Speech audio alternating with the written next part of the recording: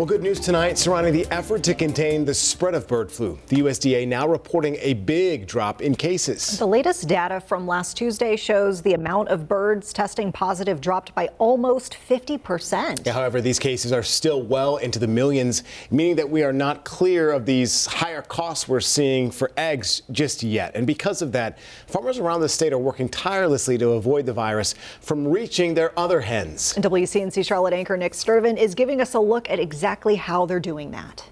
The U.S. Department of Agriculture reports only 2 counties in North Carolina with bird flu. That's Hyde and Sampson counties, both out towards the coast.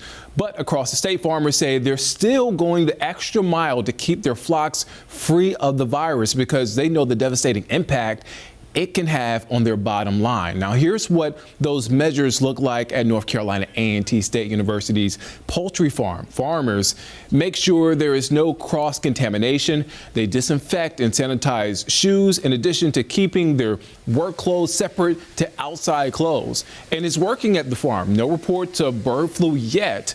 But poultry research specialist Mark Paler says he's always on high alert for chickens that drop dead or behave strange.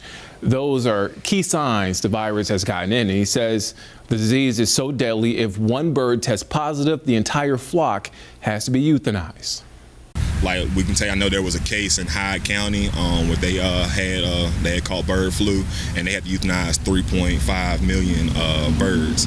So when we look at that aspect, that's 3.5 million birds. If a hen is giving us an egg a day, that's potentially 3.5 million eggs. That if we now lose those birds because of this disease, that is a supply that's lost. So that's where you start seeing the impact to consumers and egg prices. Like I say, it's just a drastic, and it's going to take us time to raise those birds and repopulate.